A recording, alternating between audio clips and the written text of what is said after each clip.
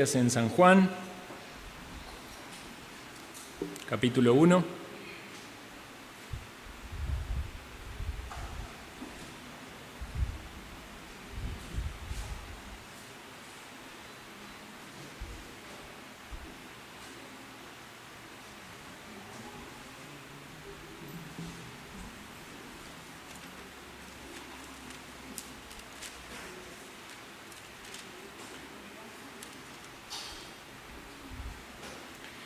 Leo para ustedes el versículo 14. Y aquel Verbo fue hecho carne, y habitó entre nosotros, y vimos su gloria, gloria como del unigénito del Padre, lleno de gracia y de verdad. Oremos. Padre Santo que estás en el cielo, una vez más te agradecemos, porque podemos cantar a tu nombre, diciendo maravillosa gracia que vino Jesús a dar. Qué bueno, Señor, es que podamos comprender tu gracia y que podamos ver cuán grande es en nuestras vidas al rescatarnos de nuestra vana manera de vivir, llamarnos a ser hechos hijos de Dios, poder andar en tus caminos, ser parte de la iglesia y anticipar el momento en que estemos en gloria junto a nuestro Salvador por la eternidad, libres ya del pecado, de todo dolor, gozando de las bendiciones en tu presencia. Oh Señor, que todos podamos tener esta misma esperanza y que tú manifiestes a cada corazón cuán maravillosa es tu gracia, para que te alabemos y te exaltemos. En Cristo Jesús. Amén.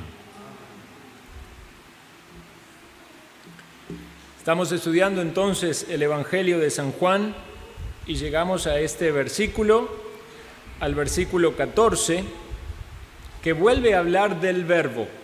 Dice, y aquel Verbo fue hecho carne.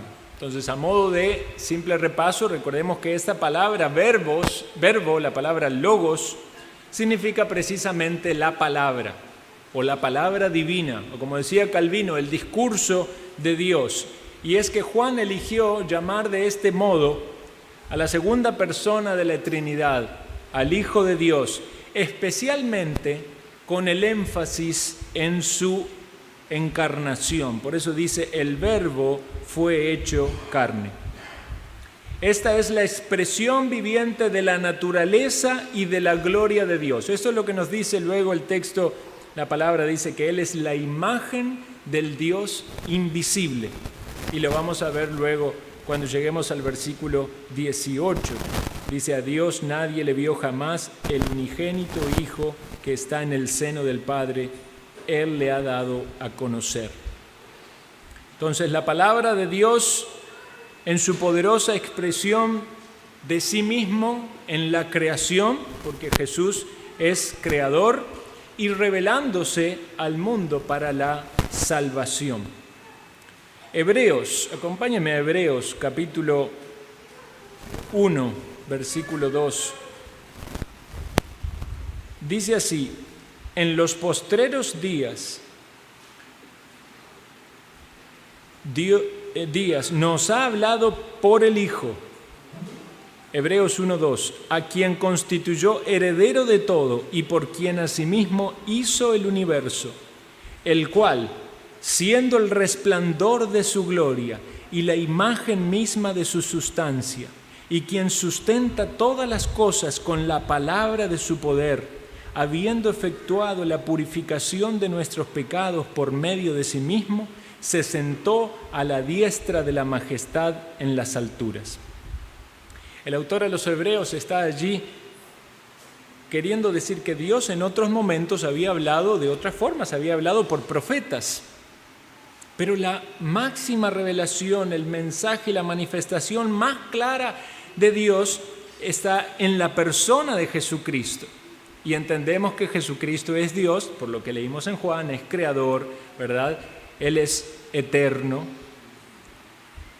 Y Él viene a este mundo, se encarna y dice esta descripción siendo el resplandor de su gloria, la imagen misma de la sustancia.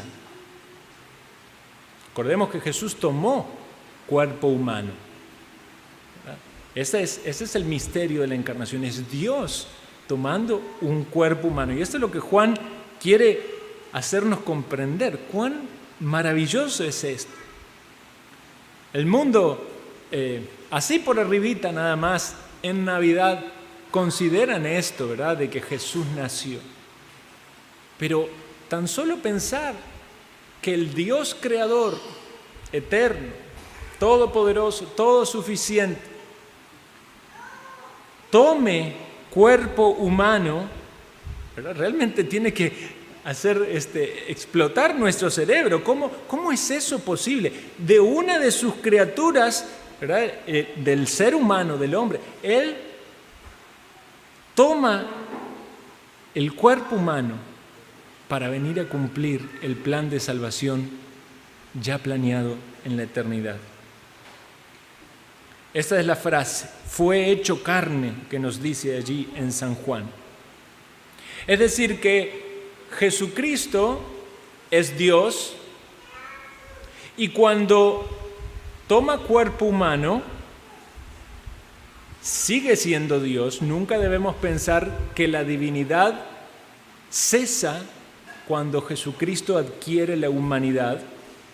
Debemos entender que la divinidad es inmutable, no cambia, no hay un cambio en la divinidad. Simplemente que en su plan de redención eterna estaba que en un determinado momento tomase el cuerpo humano y toma este cuerpo humano con las debilidades propias del cuerpo humano, de una condición caída, porque sabemos que el ser humano está en una condición caída, excepto el pecado, porque Jesucristo no tuvo pecado. De ahí la importancia de la concepción virginal por medio de la obra del Espíritu Santo en María. Jesucristo no fue hijo de la unión de un hombre y una mujer, sino que el Espíritu Santo de Dios obró en María de forma sobrenatural.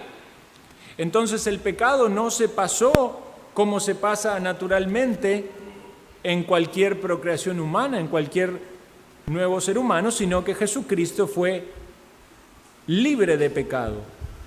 Pero en su humanidad debemos entender que era completa, o sea, su cuerpo, su alma, Él se cansaba, Él tenía dolor, Él tenía hambre, tenía sed. Todas esas características que son propias de un ser humano fueron pertenecientes a la característica del cuerpo de Cristo. Durante mucho tiempo en la historia de la Iglesia hubo ataques a la fe, y esos ataques a la fe fueron querer negar la divinidad de Cristo o querer negar la humanidad de Cristo. Muchos intentaron negar la divinidad de Cristo y entonces decían que Él fue un hombre muy especial, rechazando así a Jesucristo como Dios. Y sabemos todas las herejías que se desprenden de eso, el arrianismo, ¿verdad? Y hoy en día también los testigos de Jehová, o haciéndolo un ser inferior al Dios digno de adoración. Pero también hubo corrientes gnósticas que rechazaron la idea de que Jesucristo había sido un hombre. Decían que era un espíritu, ¿verdad? O como algo que apareció allí y no había tenido un cuerpo real. Algunos incluso hablaban de que la presencia de la divinidad en Cristo había sido temporal. Una gran cantidad de herejías. Nosotros debemos afirmarnos en el entendimiento ortodoxo y correcto de la doctrina. Jesucristo, verdadero Dios, verdadero hombre. Eso es lo que sale de la doctrina de la palabra. Y por eso se da este entendimiento de se hizo carne. Él no comenzó su existencia, es eterno, ¿verdad? Pero dice que habitó entre nosotros. Versículo 14, el Verbo fue hecho carne, habitó entre nosotros. Y esto literalmente significa que habitó en una tienda. De hecho, es una palabra que algunos teólogos han procurado podemos decir, incorporarla al idioma, porque esto proviene de la palabra tabernáculo, ¿verdad? Moró en un tabernáculo. Entonces algunos dicen Jesucristo tabernaculizó entre los hombres, ¿verdad? Hoy diríamos acampó, pensaríamos en una tienda de campaña, entonces acampó, pero está asociado al tabernáculo, que era el lugar donde el pueblo de Dios levantaron ellos y vieron allí la gloria de Dios. Vamos a leer unos versículos sobre esto. Acompáñenme a Éxodo 25. Eso fue una orden de Dios. Éxodo capítulo 25. Cuando Dios sacó al pueblo de Israel de la esclavitud de Egipto, le dice a Moisés, Éxodo 25:8, y harán un santuario para mí y habitaré en medio de ellos. ¿Cuál era este santuario? Era el tabernáculo que Dios le pedía a Moisés que levantaran, ¿verdad? Y que anduvo mucho tiempo en el desierto y que tenía características especiales, pero era el lugar donde se manifestaba allí la presencia de Dios. Vamos ahora a Éxodo capítulo 40, versículo 34. Dice, entonces una nube cubrió el tabernáculo de reunión y la gloria de Jehová llenó el tabernáculo. Éxodo 40, 34. O sea, el tabernáculo era el lugar donde se realizaban los sacrificios, donde se realizaban las ofrendas, donde el pueblo se reunía, por eso es el lugar de reunión, pero este lugar donde la presencia de Dios se manifestó y la gloria de Dios, la Shekinah, como le dicen. Cristo es el verdadero tabernáculo, donde Dios mora en su pueblo. Por eso esa misma idea de tabernáculo luego pasó a templo, y en el templo se manifestaba la gloria de Dios. Y una expresión de juicio para el pueblo de Israel era cuando la gloria de Dios se levantó y se fue del templo. No está más la presencia de Dios allí. Ese es el juicio. Recuerdan ustedes que luego Jesucristo en el Evangelio, lo vamos a ver más adelante, dice que Él es el templo. Él es el verdadero templo. Destruid este templo y en 3 días lo reedificaré. No hablaba de las paredes, de las grandes piedras que conformaban el templo, hablaba de sí mismo, y la misma Biblia lo interpreta. Entonces es Jesucristo el tabernáculo donde la gloria de Dios brilla, pero esta idea aquí en San Juan es habitó entre nosotros, es decir, puso su tabernáculo entre nosotros. En otras palabras, se encarnó.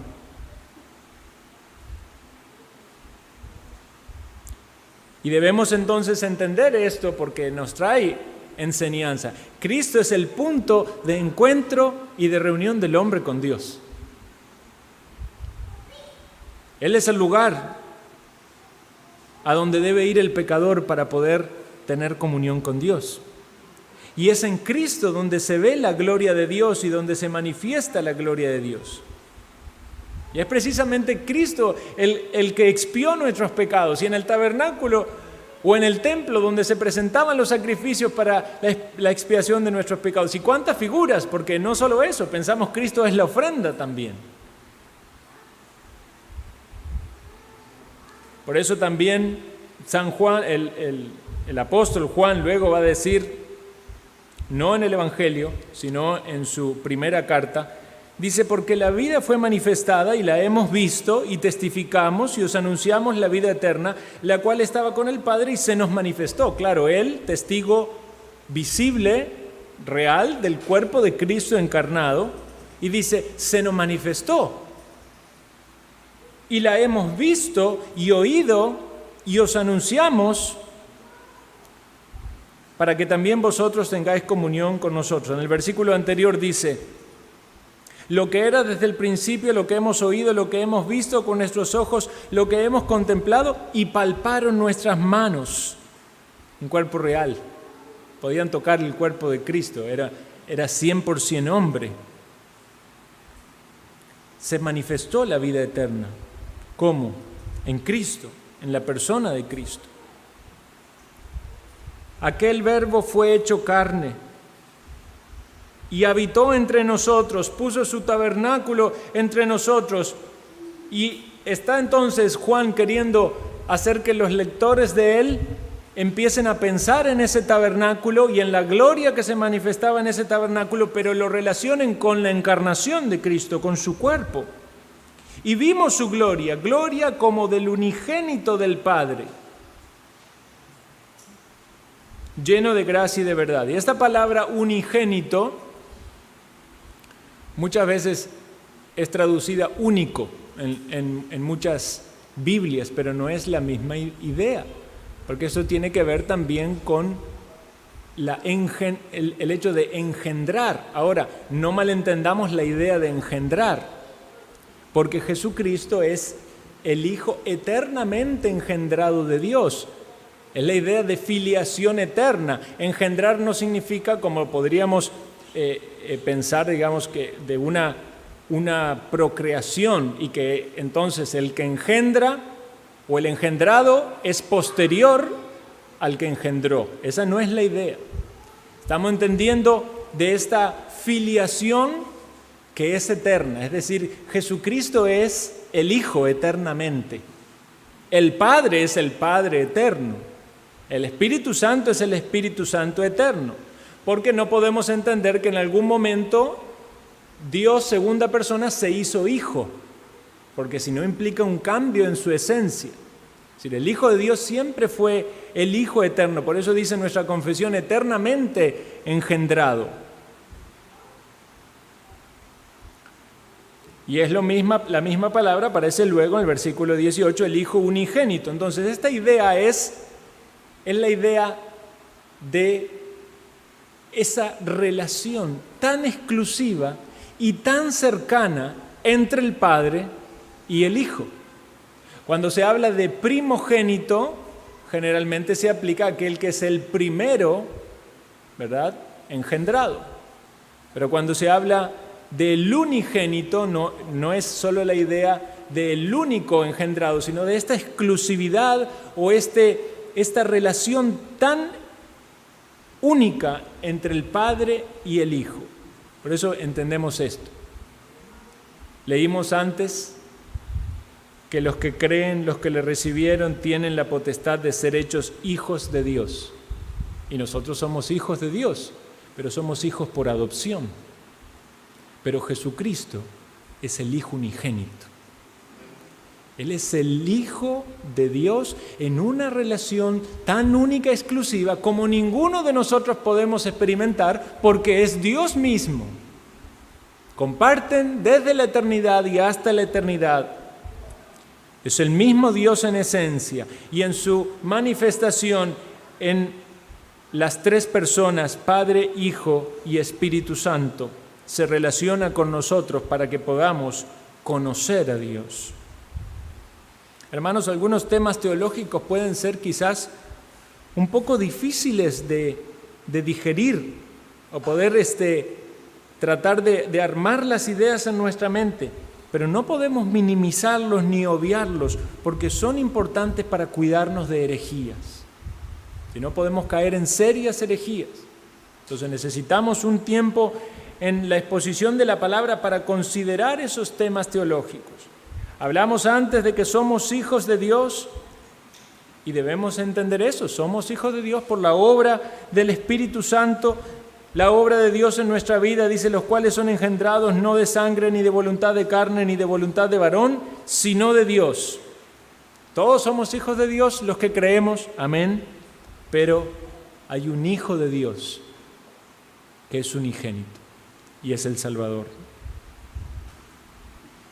Ahora yo quiero que consideremos esta parte del texto que dice, y vimos su gloria, gloria como del unigénito del Padre. Vimos su gloria. ¿Qué es la gloria? En el Antiguo Testamento se usa la palabra kabod, y esto tiene que ver con el esplendor, con la magnificencia, o con ese peso tan grande como un poder salvífico y amoroso de Dios.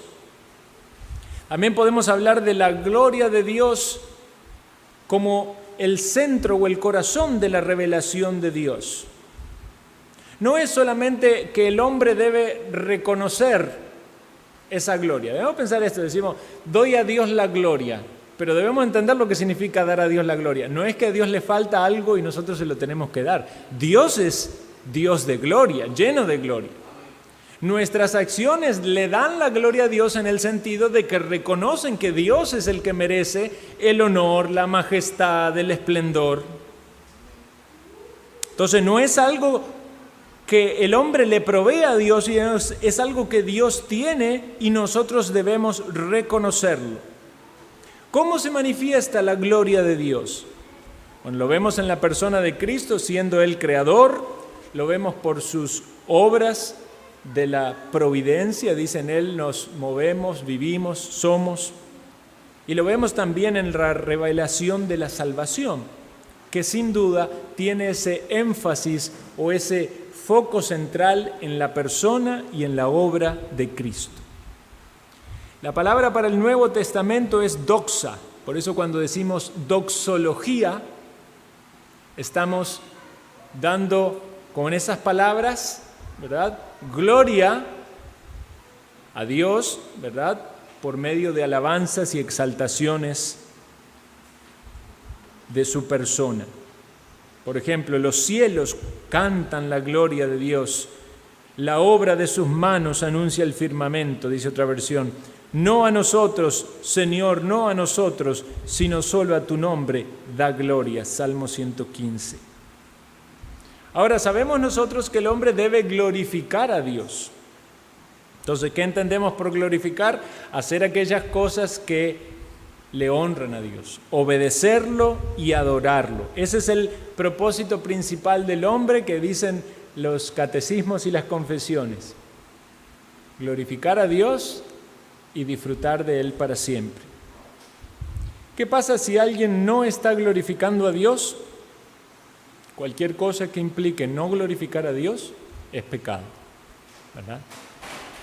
No hacerlo es no obedecerlo o es no honrarlo, es pecado. Esto lo dice en Romanos capítulo 1, versículo 21, cuando dice que los hombres, andando en su camino de pecado, ¿verdad?, se demostraron, digamos, su inclinación natural, y dice, habiendo conocido a Dios, no le glorificaron como a Dios, ni le dieron gracias, sino que se envanecieron en sus razonamientos y su necio corazón fue entenebrecido. Quiere decir que el ser humano en su condición natural, dando rienda suelta a sus pensamientos y a sus deseos, no va a querer glorificar a Dios. Va a querer buscar otra cosa, su propia gloria, su satisfacción, su placer, pero no quiere honrar a Dios. Y es ahí donde debemos partir de un reconocimiento de nuestra culpa. Por eso no hay un hombre justo sobre la tierra que haga el bien y nunca peque. El pecado es algo horrendo, horrendo a los ojos de Dios. Él es 3 veces santo. Por eso dice la Biblia que hay una separación tan grande entre el Dios santo y nosotros los pecadores, o los pecadores en su estado natural. ¿Y qué dice la Biblia? Por cuanto todos pecaron, están destituidos ¿de qué? De la gloria de Dios. Pero tengamos presente este concepto de la gloria de Dios. Es lo opuesto a lo pecaminoso, a lo santo, lo justo, el esplendor de Dios, la majestad de Dios, es lo opuesto a todo lo oscuro, lo pecaminoso, lo malvado de los hombres. Tendemos a querer vernos más bonitos de los que somos, y esta sociedad tiende a hablar del hombre en términos muy buenos, ¿verdad? Como si el humanismo fuera un elogio. ¿Veis? Qué bueno el ser humano, dice, cuando hace un acto de caridad, cómo muestra su humanidad.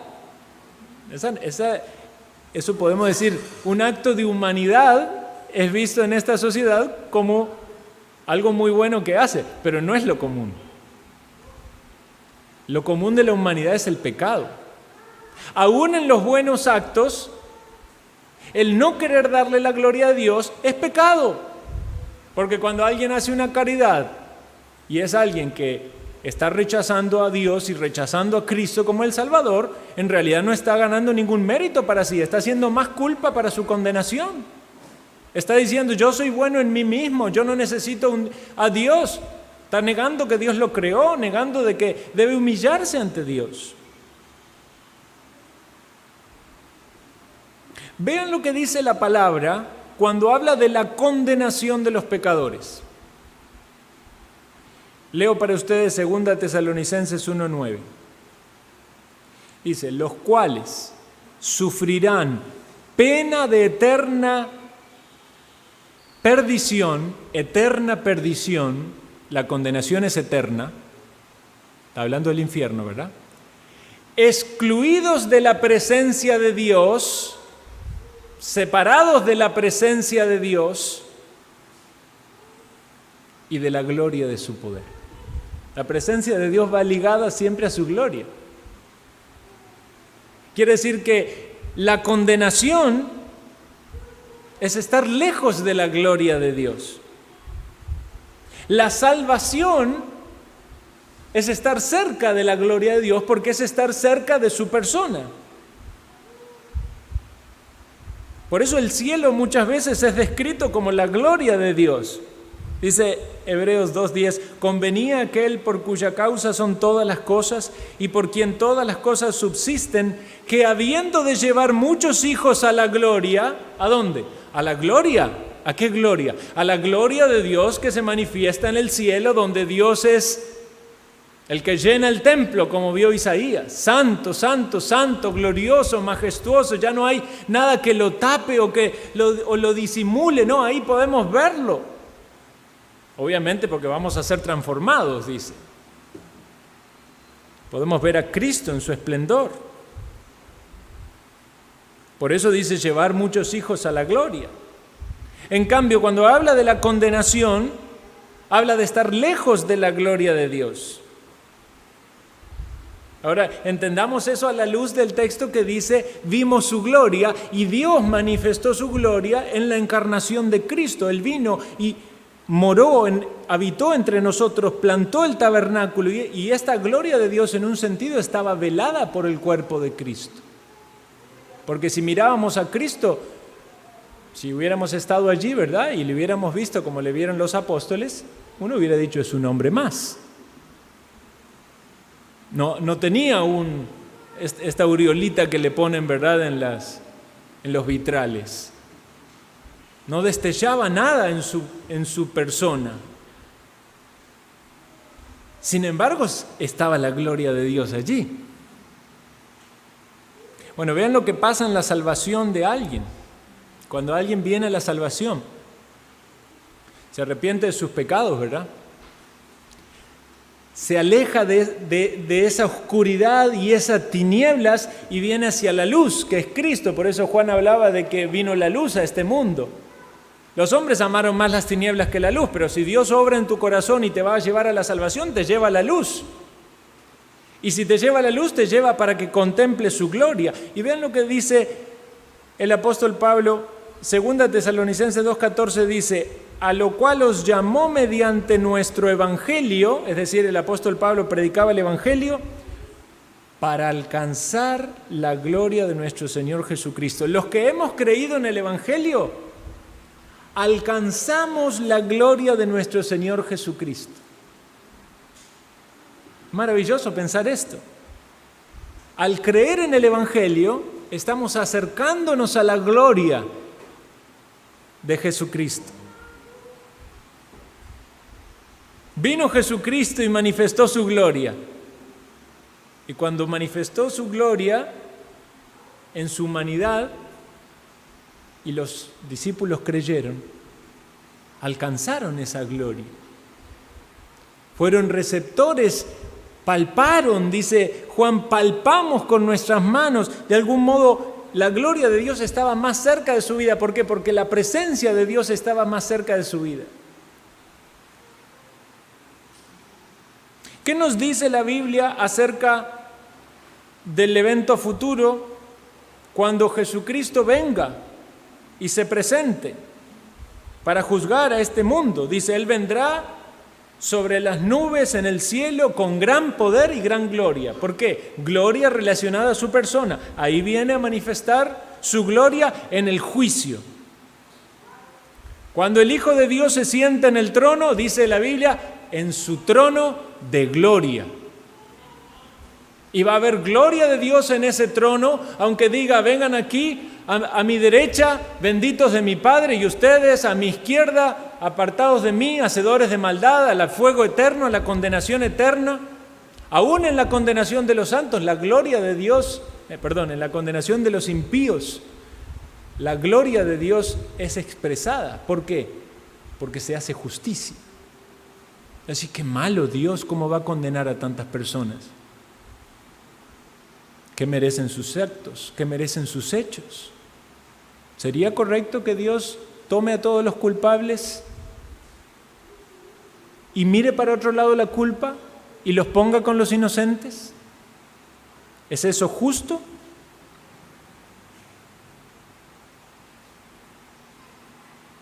Consideremos también cómo esto es tan importante para el creyente, hermanos. Cuando el apóstol Pablo le habla a los que están sufriendo en pruebas, en angustia, en tribulaciones, él los quiere animar y les dice, hermanos, tengo por cierto que las aflicciones del tiempo presente no son comparables con la gloria venidera, que en nosotros ha de manifestarse. Puede ser que haya momentos ahora de angustia y de dolor, pero se va a manifestar la gloria de Dios en nuestra vida cuando estemos en su presencia. Primera de Pedro 5:10, mas el Dios de toda gracia que nos llamó a su gloria eterna en Cristo Jesús, después de que hayáis padecido un poco de tiempo, Él mismo os perfeccione, afirme, fortalezca y establezca. ¿A qué nos llamó? A su gloria, gloria eterna. ¿Qué es la gloria para este mundo? La gloria de un jugador de fútbol, ¿qué es? Ser famoso, ganar millones, que todos lo alaben, lo exalten. Eso es vana gloria, gloria vana, gloria que se fuma en este mundo como se fuma cuando se va la vida. Hay una gloria humana que es válida. El apóstol Pablo decía, ¿cuál es mi gloria? En que me gloríe de que ustedes estén en Cristo. Pero concentrémonos en la gloria del Hijo de Dios, en la gloria de Dios, en su manifestación, en la salvación, en la esperanza que es para el creyente pensar de que estaremos con Él y de que podemos seguir viviendo esta vida aún en las dificultades. Pensemos por un momento más en la vida de Cristo. Dijo Juan, vimos su gloria. ¿Cómo la vieron? Porque la gloria estaba velada en la persona de Cristo. Bueno, la vieron por las señales y los milagros. Muchas de las señales y los milagros que hizo el Señor causó un gran impacto en las personas que estaban allí. Dice luego de sanar a un paralítico que todos sobrecogidos de asombro glorificaban a Dios y llenos de temor decían, hoy hemos visto maravillas. Dios utilizó eso como una manera de mostrar su gloria. Pero eso fue su ministerio terrenal. Eran señales necesarias para comprobar que Él era el Mesías y Él ascendió a los cielos. Y no es el ministerio del Señor Jesucristo hoy, como vemos, que los milagros y las señales se sigan manifestando. Ya lo dijo Él, ¿verdad? Una señal más, la señal del profeta Jonás. Iba a estar 3 días en el centro de la tierra y al tercero iba a resucitar. ¿Qué más milagro es necesario? También se manifestó en su ministerio terrenal en momentos especiales. Por ejemplo, cuando los llevó a los discípulos a la transfiguración. Y dice que se transfiguró delante de ellos. Y resplandeció su rostro como el sol, y sus vestidos se hicieron blanco como la luz. Sin duda, ahí estaba mostrando una pincelada de la gloria en la eternidad. Pero eso fue algo muy específico para pocas personas, y no es algo que hoy podamos ver. Pero quizás la expresión más palpable para todos los discípulos que vieron al Señor Jesucristo fue su carácter. su carácter santo, de una persona totalmente guiada por el Espíritu de Dios, su bondad, su sabiduría, su misericordia, su gracia y su verdad, como dice aquí. Jesucristo iba caminando en este mundo como un hombre más, pero cualquiera que se detenía a mirarlo y veía que en él no había pecado, y que si salía una palabra de su boca, esa palabra era santa, honraba a Dios, cumplía los mandamientos de Dios, y si había una acción, esa acción era santa, era justa, cumplía los mandamientos de Dios, y finalmente lo ve a Cristo en esa vida de perfección y lo ve allí morir en la cruz. Y comprende entonces el pecador es que Él estaba pagando por los pecadores, sufriendo un castigo inmerecido para Él, merecido para nosotros, para llevarnos a la gloria, para reconciliarnos con Dios, para ser el punto de reunión, el punto de encuentro.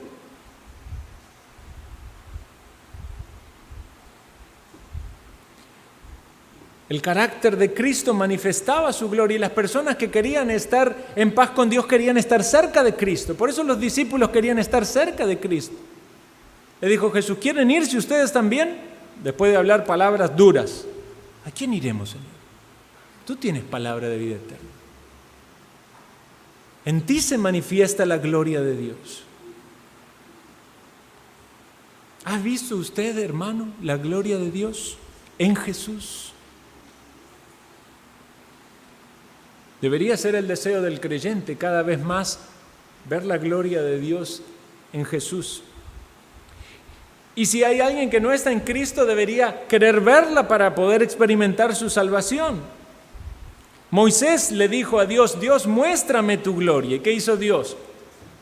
Le dijo que tenía que ir a la peña, a la roca, en una hendidura, y meterse allí para poder ver tan solo las espaldas.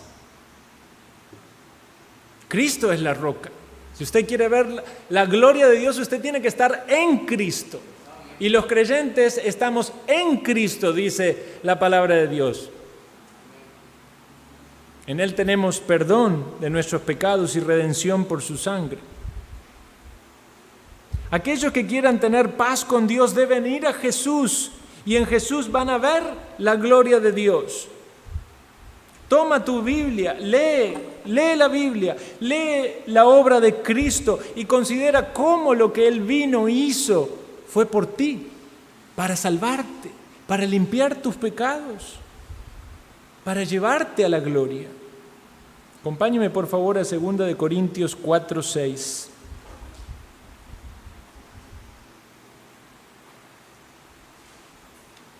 Ustedes saben que todos los que están perdidos, muertos en sus delitos y pecados, están cegados por el diablo. Pero cuando Dios obra, no hay nada que pueda detener eso, ¿verdad? Y por más tinieblas que haya, la luz de Cristo resplandece. Y aquí dice, porque Dios que mandó que desde las tinieblas resplandeciese la luz, es el que resplandeció en nuestros corazones para iluminación del conocimiento de la gloria de Dios en la faz de Jesucristo. ¿Quiere usted conocer la gloria de Dios? Mire a Cristo. Esa luz que viene de Dios, que ilumina nuestros corazones, nos lleva a ver el rostro de Cristo. Es la luz del Evangelio. ¿Entiendes el Evangelio? ¿Comprendes lo que Cristo ha hecho para salvarte?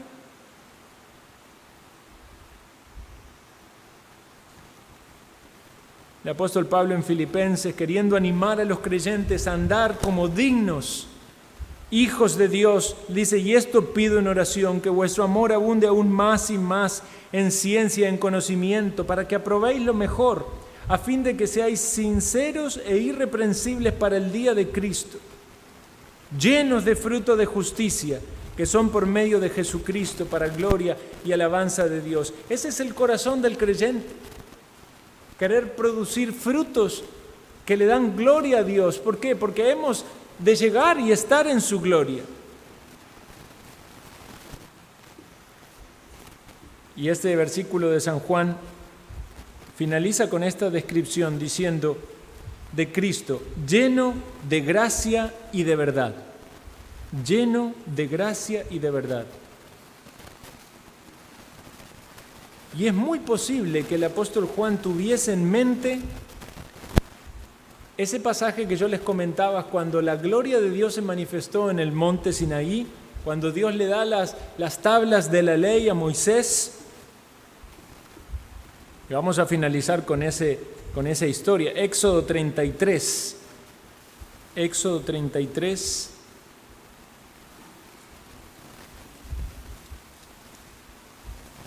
Versículo 18. Entonces dijo Moisés, te ruego que me muestres tu gloria. Ese debería ser el deseo de cada hijo de Dios. Señor, muéstrame más de ti, más de tu gloria. En tu palabra, por la obra y la persona de Cristo, por tu Santo Espíritu en mí, muéstrame más de ti.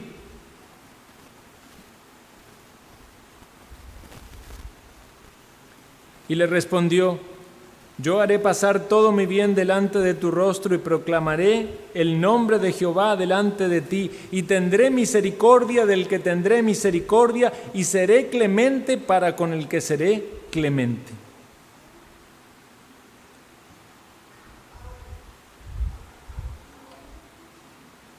¿Tendré misericordia del que tenga misericordia? Está en las manos de Dios. Seré clemente con el que seré clemente. No es por algo en ti. Es la gracia de Dios manifestada en querer darse a conocer sin que el hecho de que Dios se dé a conocer no nos aniquile. Dice, ¿quién podrá estar delante de tu presencia? ¿Quién podrá mantenerse en pie? Isaías vio la gloria de Dios y dijo, soy hombre muerto. Y fue necesario que un querubín toque sus labios. Capítulo 34, versículo 5, ahí en Éxodo. Y Jehová descendió en la nube y estuvo allí con él, proclamando el nombre de Jehová. Y pasando Jehová por delante de él, proclamó, Jehová, Jehová, fuerte y misericordioso, tardo para la ira y grande en misericordia y verdad. Y esa frase, misericordia y verdad, es la que hallamos en el Nuevo Testamento como gracia y verdad. Y luego dice, que guarda misericordia a millares y que perdona la iniquidad, la rebelión y el pecado y que de ningún modo tendrá por inocente al malvado, que visita la iniquidad de los padres sobre los hijos y sobre los hijos de los hijos hasta la tercera y cuarta generación. Vean este texto. Jehová manifiesta su gloria delante de Moisés y él mismo dice, Jehová, Jehová, porque él es digno de toda gloria y honor. No hay ningún pecado en que Jehová se exalte a sí mismo, porque no hay ser más glorioso que él. Jehová es digno de gloria y él se exalta a sí mismo. Y nosotros debemos exaltarlo a él. Y dice que es tardo para la ira y grande en misericordia y en verdad. Y dice Juan, se manifestó la gloria de Dios entre nosotros, habitó en cuerpo humano, extendió su tabernáculo y venía lleno de gracia y de verdad, lleno de misericordia y de verdad. ¿Cómo es que Dios puede perdonar? ¿Ha pensado eso usted?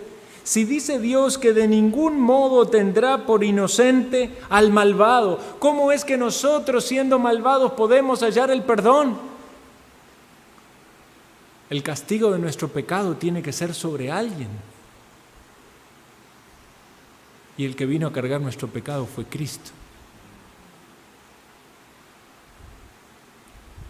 De modo que nos ve a nosotros en Cristo, escondidos allí en la roca, y manifiesta su misericordia y su verdad, no dándonos el castigo que merecemos, sino el perdón que no merecemos, porque Cristo recibió el castigo, pero Él cumplió la ley.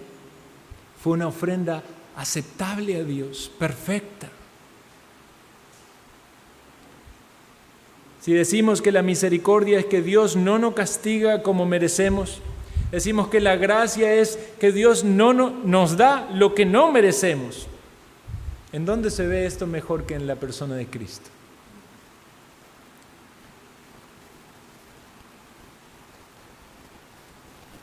Por eso, en la encarnación del Hijo de Dios, en su ministerio terrenal, en su muerte en la cruz, en su resurrección, en su glorificación, esta idea de la gloria de Dios manifestada en el paso del tiempo, la presencia de Dios, ¿cuánto le necesitamos? Salir de nuestros pecados, de nuestra esclavitud, para conocerle, conocer a Dios y tener entrada a su trono, saber de que vamos a ir al cielo, que no vamos a estar excluidos de su presencia en la eternidad y que aún en esta vida, en medio del dolor o de las pruebas o de la adversidad, tenemos esperanza. Nadie tiene más esperanza que el Hijo de Dios. Hemos de estar en la gloria. El Hijo de Dios, Jesucristo, el unigénito, hizo tabernáculo entre nosotros, habitó entre nosotros. Nosotros no podemos quizás decir como Juan, que le vimos como testigos presenciales, pero creo que muchos de los que estamos aquí podemos decir hemos visto su gloria. ¿Has visto la gloria de Dios en el Evangelio, en la faz de Jesucristo? ¿Y de qué manera eso afecta tu vida hoy? Para vivir una vida que honre a Dios, que le lleve frutos y que demuestre que lo que Cristo ha hecho para vos te ha transformado y que deseas estar en su presencia y conocer más de esa gloria y experimentar más de todo lo que Dios ha hecho por nosotros. Oremos.